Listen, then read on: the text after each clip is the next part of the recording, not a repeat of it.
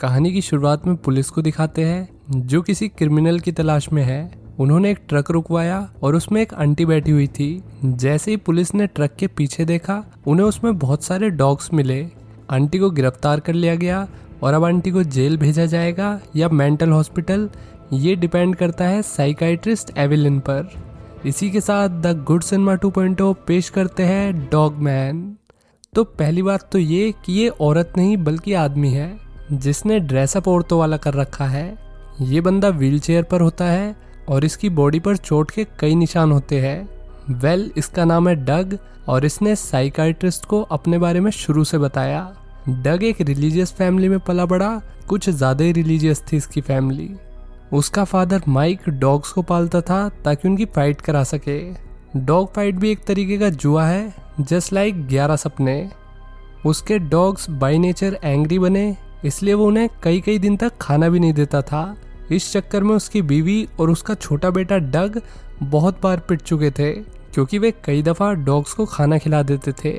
उसका बड़ा बेटा रिची भी उसी की तरह पागल था, इसलिए वो रिची पर हाथ नहीं उठाता था। एक दिन रिची ने डग को देख लिया जब वो डॉग्स के लिए खाना चुरा रहा था। ये बात उसने खाने के वक्त बता दी। गुस्से में डग ने कहा कि उसे अपनी फैमिली से ज़्यादा डॉग्स पसंद है। इस बात पर माइक को बहुत गुस्सा आया और उसने डग को उठा के डॉग्स के बीच में डाल दिया। हालांकि कुत्तों ने उसे कुछ नहीं कहा क्योंकि वो हमेशा डॉग्स के लिए खाना लेकर आता था और उनके साथ घंटों बैठा रहता था। अब डग की जिंदगी उन्हीं डॉग्स के साथ बीतने लगी। सर्दी भी आ गई लेकिन माइक ने उसे बाहर नहीं निकाला। वे उसे वही खाना देते थे जो डॉग्स के लिए आता था। एक रोज़ उसकी माँ उसके लिए कुछ खाने को लाती है। माँ ने बताया कि वो यहाँ से भाग रही है क्योंकि वो पेट से थी और वो नहीं चाहती थी कि उसका होने वाला बच्चा ऐसे माहौल में बड़ा हो। डग ने भी मॉम को नहीं रोका क्योंकि वो जानता था कि मॉम का यहाँ से जाना ही सही रहेगा उनके लिए। एक रोज़ रिची ने वहाँ पर साइन लगाया जिस पे लिखा था कि in the name of God, मतलब भगवान के नाम पर। फिर रिची डग को ब्लेम करने लगा मॉम के यहाँ से चले जाने के लिए। इस पे डग हंसने लगा। वो देख रहा था कि गॉड अंदर से उल्टा दिख रहा था, मतलब डॉग। इसके बाद डग के अरेस्ट होने से पहले की घटना दिखाते हैं जब ख्वान नाम का लड़का डग से मिलने एक पुराने खंडर में आया था। इसी खंडर में डग अपने डॉग्स के साथ रहा करता था। गेट को डोबरमैन कुत्ता गार्ड कर रहा था। डग ने उसे अंदर आने की परमिशन दे दी और डोबरमैन रास्ते से हट गया। दरअसल ख्वान डग के लिए एक पपी लाया था जो मार्था नाम की औरत की तरफ से था। मार्था इसी इलाके में लॉन्ड्री का काम करती थी और डग के कपड़े भी मार्था की दुकान से धुलते थे। अब ख्वान ने बताया कि यहाँ का लोकल माफिया, जिसे लोग एग्जीक्यूशनर के नाम से जानते थे, वो यहाँ के लोकल बिजनेस ओनर से हफ्ता वसूली करता था और वो मार्था से भी पैसे मांगने पहुँच गया। जब मार्था ने मना किया कि उसके पास पैसे नहीं है तो उसने मार्था को अपनी कोई कीमती चीज़ देने के लिए कहा। डग ने सारी बात ध्यान से सुनी और कहा कि ये मैटर जल्द सॉर्ट हो जाएगा। शाम को डग गैंगस्टर्स के क्लब के बाहर विधवा के कपड़ों में नजर आता है। उसने एक छोटे से डॉग को फ़ोन के साथ अंदर भेजा। जैसे ही डॉग ने फ़ोन टेबल पर रखा वैसे ही डग का कॉल आ गया। एग्जीक्यूशनर के कॉल उठाते ही एक बड़ा डॉग अंदर घुस गया और उसने एग्जीक्यूशनर के बॉल्स को ग्रैब कर लिया। डग ने कहा कि अगर उसने उसकी बात नहीं सुनी तो डॉग उसे इतने ज़ोर से काटेगा कि उसकी पूरी जनरेशन उस पर थूकेगी क्योंकि वो उन्हें नहीं थूक पाएगा। अब हम प्रेजेंट सीन देखते हैं जहां पुलिस उस खंडर में आई थी जहां डग अपने डॉग्स के साथ रहता था। इस जगह की हालत काफ़ी ख़राब थी। यहाँ बहुत सारी डेड बॉडीज़ थी और दीवारों पर गोलियों के चलने के निशान भी। वापस जेल में आते हैं। अब डग का हुलिया नहा धो के सही हो चुका है। उसने अपनी स्टोरी को कंटिन्यू करते हुए बताया कि उसकी पढ़ाई केज के अंदर ही हुई, वहाँ पढ़ी कुछ मैगजीन से जो मोस्ट प्रोबेबली उसकी माँ छोड़ के गई होगी। केज में एक कुतिया प्रेग्नेंट थी। डग ने उसकी डिलीवरी करवाई और पिल्लो को छुपा दिया। हालांकि ये बात माइक को पता चल जाती है और उसने पिल्लो को मारने के लिए गन निकाल ली। डग पिल्लो को बचाने के लिए माइक पर चिल्लाने लगा और आगे अड़ा रहा। माइक ने डग पर ही गोली चला दी। गोली उसके हाथ पर लगी थी जिससे उसकी एक उंगली अलग हो गई। अब रिची को लगा कि बात ज़्यादा आगे न बढ़ जाए, इसलिए वो अपने बाप को अंदर ले गया। फिर डग ने एक कुत्ते को मैगजीन का कवर दिखाया जिस पे पुलिस की कार बनी हुई थी। उसने डॉग को इंस्ट्रक्शन दिए कि इस कार को ढूंढकर यहाँ लाओ। गोली से केज में छेद हो गया था तो डॉग उसी छेद में से होते हुए पुलिस कार ढूंढने लगा। डग ने उसके मुंह में एक थैला बांध रखा था जिसमें उसकी कटी हुई उंगली थी। उंगली देख के ही पुलिस वालों ने मैटर को सीरियस लिया और वे डॉग का पीछा करते हुए डग के घर आ गए। उन्होंने तुरंत माइक और रिच को गिरफ्तार कर लिया और डग को जल्दी हॉस्पिटल में भर्ती किया गया। इतने लंबे समय तक केज में रहने की वजह से डग के पैर खराब हो गए थे। उसे हमेशा लेग ब्रेसेस पहन के रखने पड़ते थे। ऐसा नहीं था कि वो चल नहीं सकता, लेकिन थोड़ी देर चलते ही उसे बैठना पड़ता। वो सिर्फ कुछ मिनट्स के लिए खड़ा हो सकता है अपने पैरों पे। फिर उसने बताया कि उसके बाप को 20 साल की सज़ा हुई, लेकिन 2 हफ्ते के अंदर ही उसके बाप ने सेल्फ हैप्पीनेस कर ली, बोले तो खुद खुशी। और उसके भाई को 12 साल की सज़ा हुई थी, लेकिन उसके अच्छे बिहेवियर के चलते उसे 8 साल में छोड़ दिया गया। जिस दिन रिची जेल से बाहर निकला उसी दिन कुछ डॉग जेल से उसका पीछा कर रहे थे। धीरे धीरे डॉग्स की संख्या बढ़ने लगी और जब तक रिची ने नोटिस किया तब तक बहुत देर हो चुकी थी। डॉग्स ने उसे नोच खाया। डग केज वाली घटना के बाद ऑर्फिनेज में पला बड़ा। उसे वहाँ बिल्कुल भी अच्छा नहीं लगता था क्योंकि सब बच्चे बाहर खेलते थे और वो व्हीलचेयर की वजह से खेल नहीं सकता, इसलिए वो लाइब्रेरी में बैठा रहता और पढ़ता रहता।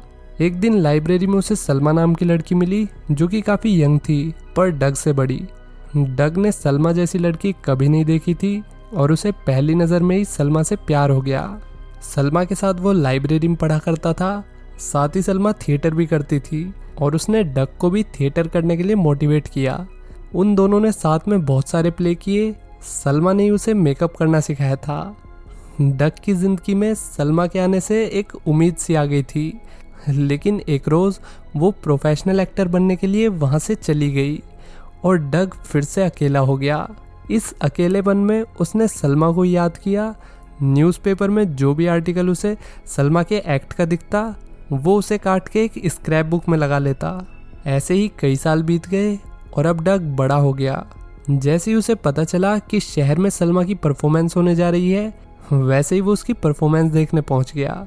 परफॉर्मेंस खत्म होते ही सब लोग खड़े होकर ताली बजा रहे थे, जिसकी वजह से सलमा को डग नहीं दिखा। लेकिन डग को बैक स्टेज जाने का मौका मिल गया। डग को देखते ही सलमा उसे पहचान जाती है और जब उसने देखा कि डग ने सालों तक उसकी न्यूज़ और पिक्चर्स को इकट्ठा करके उसके लिए एक स्क्रैप बुक बनाई है, तो वो बहुत खुश हो गई और खुशी खुशी में उसने डग को किस कर दिया, जिससे डग की उम्मीदें और बढ़ गई। और वो अपने दिल की बात सलमा को बताने वाला था कि तभी डायरेक्टर साहब आ गए। सलमा की डायरेक्टर से शादी हो चुकी थी और जल्दी उनका बेबी भी होने वाला था। ये सुनते ही डग के सारे सपने चूर चूर हो जाते हैं।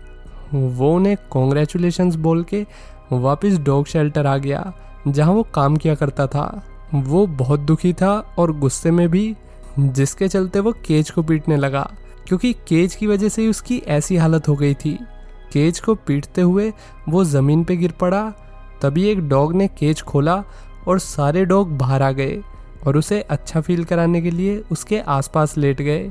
अब डग ने अपने बाल काट लिए एक सिंबल की तरह कि प्यार नहीं तो बाल नहीं, क्या फ़ायदा जॉनी डेप जैसा दिखने का जब ट्रीटमेंट जॉनी लीवर वाला मिल रहा है। तो तभी वहाँ पर 2 लोग आते हैं जो ये बताने आए थे कि शेल्टर को बंद किया जा रहा है और उसके पास 2 दिन का समय है।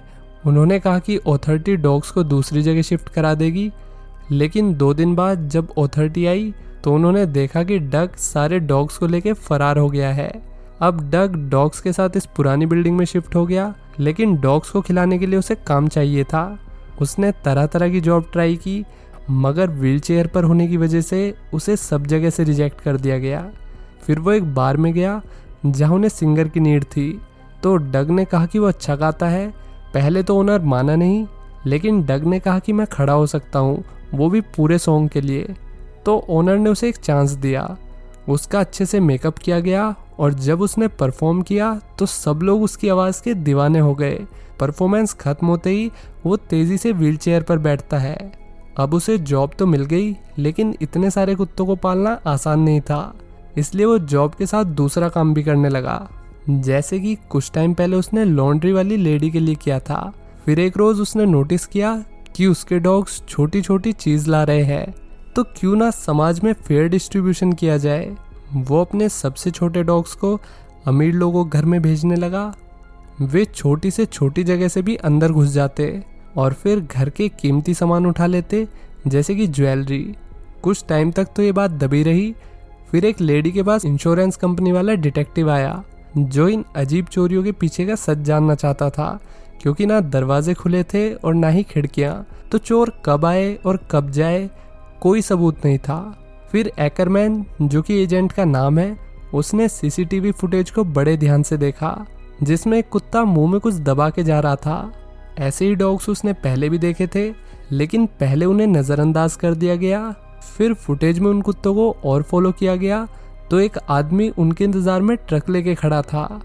हैकरमैन ने आदमी की सारी डिटेल्स निकाल ली। उसे पता चल गया कि ये डग है।